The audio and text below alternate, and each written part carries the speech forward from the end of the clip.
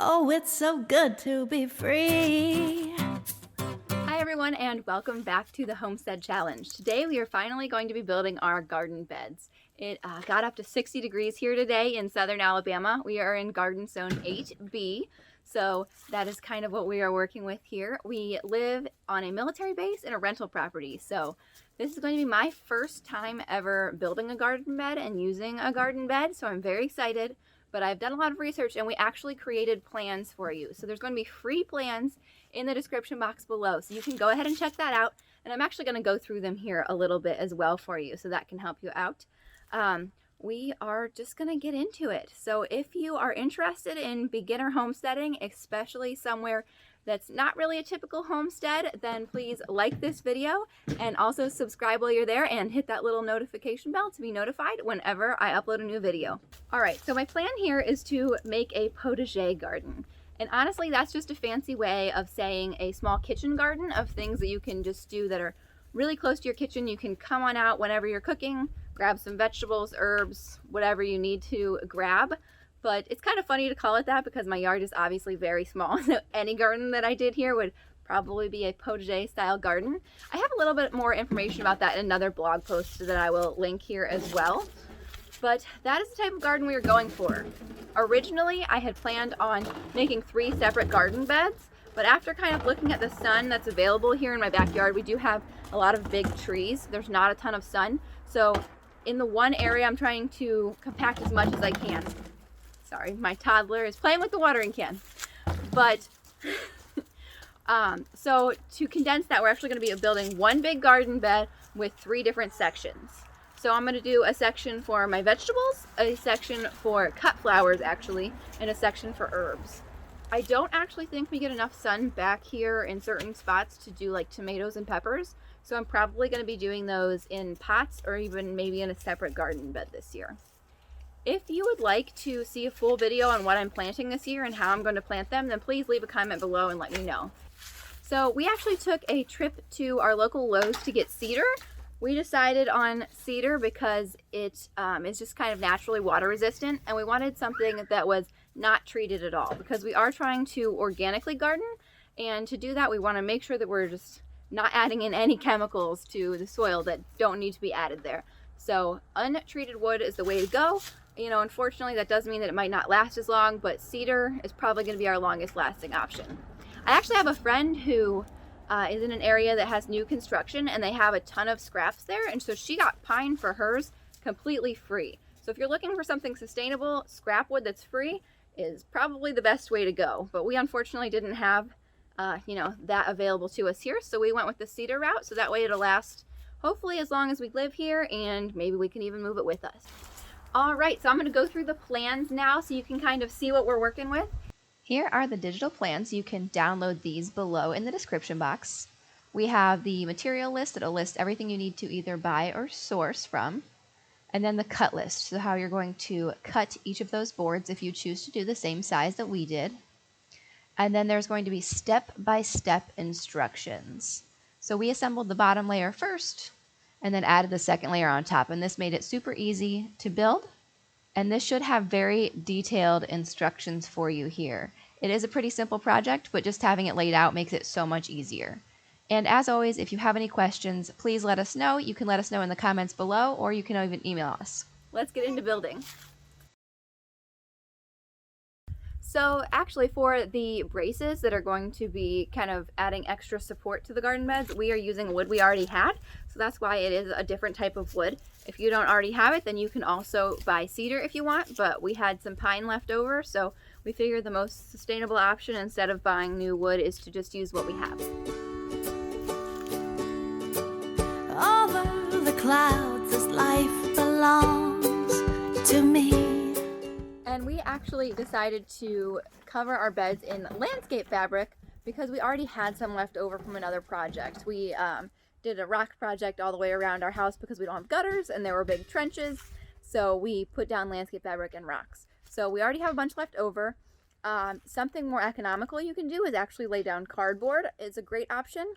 If you live in an area that is a lot drier and you want to retain more water, then a good option might actually be plastic. I've seen people use leftover plastic from like mattress. It's, you know, whatever kind of leftover large bits of plastic you might have would also be a great option to retain the water. But here it rains a lot, and that's just kind of a recipe for mold.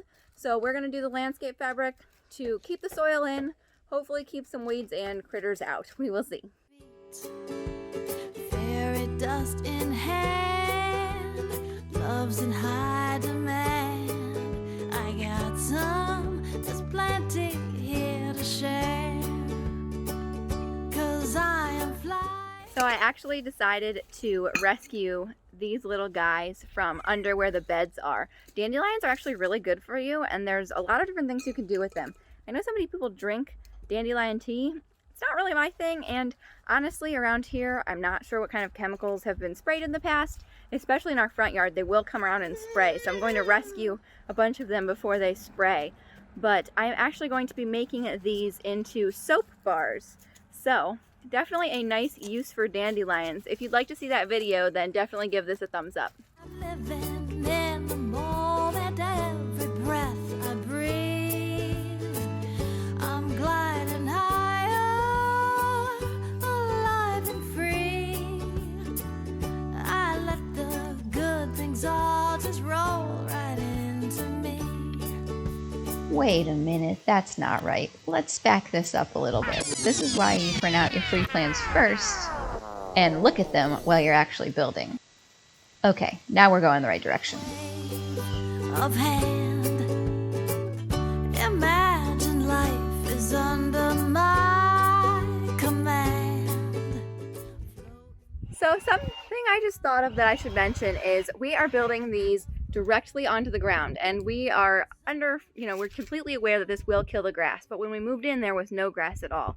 So we won't get in trouble for that, but if you are in a rental, make sure that, either you're prepared to replant grass if you need to, or build a raised bed off the ground, put some legs on it, and have it suspended in the air. I'm gliding higher, alive and free. I let the good things all just roll right into me.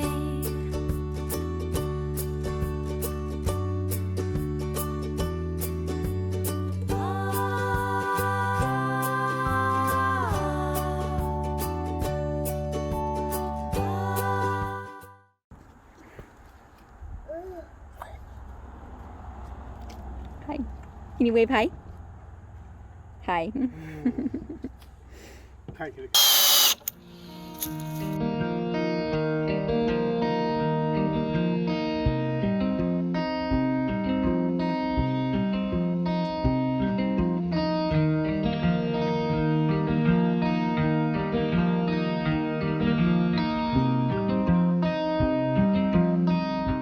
So I've actually decided not to stain this at all, but I absolutely could. If I was going to stain it though, I would probably get a plant-based stain.